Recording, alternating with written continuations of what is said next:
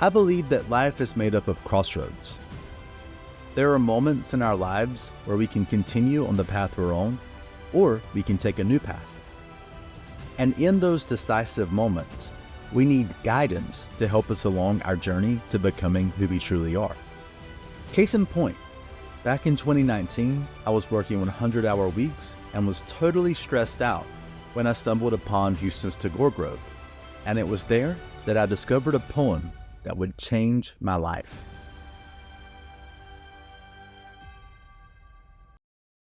Hey guys, guess what? For this video, we're not in Norway. We're actually in Houston, Texas, where I spent 10 wonderful years of my life.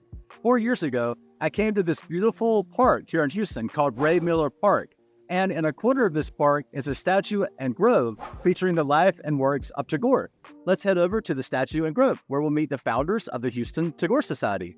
Patrick, welcome to channel. I'm Gopindu here. Gopindu? I'm Kajol. Hey, Kajol. Kajol. Nice to meet you. Nice to meet you. Nice to meet you. Thank you so much for teaching me about Tagore today. Oh, well, we'd love to show you around. We began the tour by discussing Tagore's Nobel-Prize, which is perhaps what he is best known for.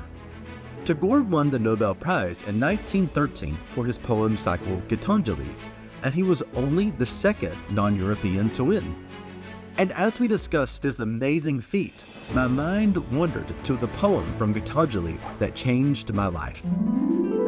Tagore wrote, "The song that I came to sing remains unsung to this day. I have spent my days in stringing and in unstringing my instrument. The time has not come true.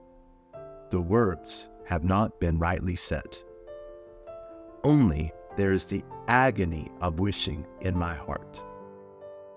Tagore's words are forever sealed onto my soul because he helped me leave the path of chasing career success and the almighty dollar and instead take a new path where I could find my own authentic way and be able to look back at the end of my life and say, you know what? I really did sing my own song. After we discussed Tagore's Nobel Prize, Kajal and Gopindu told me about Tagore's interactions with some of the brightest minds of his generation, including Ghandi, Einstein, and many others. He met Roman Roland, and all these people talk about how great he was. And at this point, if you're wondering, who in the world is Tagore? Then have no fear. A third member of the Tagore Society, Surajit, wasn't able to be with us in person, but he told me all about Tagore over a video chat. Tagore was a multifaceted polymath, a visionary genius. No label can adequately capture or describe him.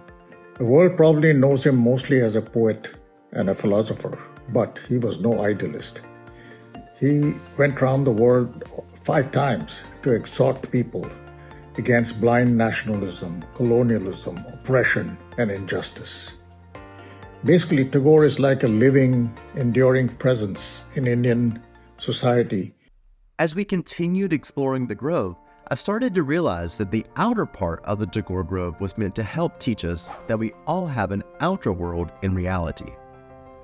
All the panels that comprise the outer part of the grove is dedicated to Tagore's successes in reality, whether it was the Nobel Prize, meeting luminaries of his day, his paintings and teachings, or traveling around the world, even to Houston. And they pointed me to a poem of Tagore's called The Wayfarer of the Endless Road, where Tagore writes that we all have to knock at every door to come to our own door, and that we have to wander through all the outer worlds to reach our innermost shrine.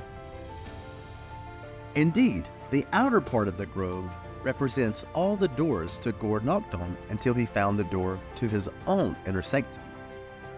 And after we sat down to rest at a picnic table for a few minutes, I was very eager to go to the inner part of the grove, because I hoped that perhaps there Tagore might have some nuggets of wisdom on how to reach the innermost shrine of eternity that resides within each of us.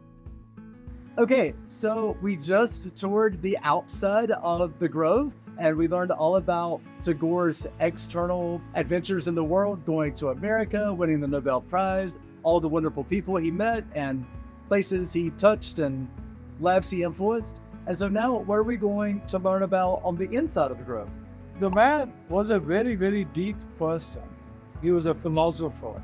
He had thoughts about everything in the world. Anything that transpired during his time, he had a feeling, a saying, something to say about it. And I see this next poem was one of Audrey Hepburn's favorites. Yes. Tagore understood that the highest energy is love. The highest energy. You can even calm a wild animal, a wild beast. We can calm down a crazy man with love. Okay, Kajal, you just said that Tagore was all about love. And now I see that he was also interested in unity with God. Absolutely. Basically, he believed in the spiritual world, basically. And then no matter what religion you had, I mean, every religion has the goal of same goal. So basically, you believe in the spiritual world. I have to admit, there's no way to adequately convey the power of Tagore's poems that are inscribed on the inner part of the Grove. So the only way to really experience the power of his message is to come visit the Grove yourself. I'm here with Govindu, who is the president of the Tagore Society of Houston. First of all, thank you for coming here and taking this interview and spreading our message, meaning Tagore's message, worldwide, so that people can listen to this and they can have the idea. Tell your friends, tell your relatives to come here and check whatever is here, okay? And then go back and spread these messages so that people can come to Houston and say, I will go to NASA, I will go to Tagore Grove. Okay, we have some first-time visitors to the Tagore Grove that just happened to be here during the tour. So I'd love to ask you, what was your impression of the statue and grove? I think it is done beautifully. The statue itself is just very, very gracious, and all the quotes and everything, it just so fits to his lifestyle. It's great. And do you have anything to add? Yeah, definitely. I think in my mind, he's a great symbol of peace and love for the world. His whole message is very simple: to be close to nature and be friendly to mankind. Visiting Houston's Tagore Grove back in 2019 was one moment in time that changed my life forever. Tagore helped me understand that the most important thing in this life is for each person to sing their individual song and for each of us to become who we uniquely, truly are.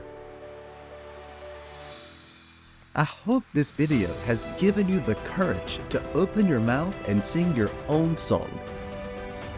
And when you question whether singing your own song and becoming who you truly are is really worth it, remember also these words by Tagore: that when old words die out on the tongue, new melodies break forth from the heart. And where the old tracks are lost, new country is revealed with all its wonders.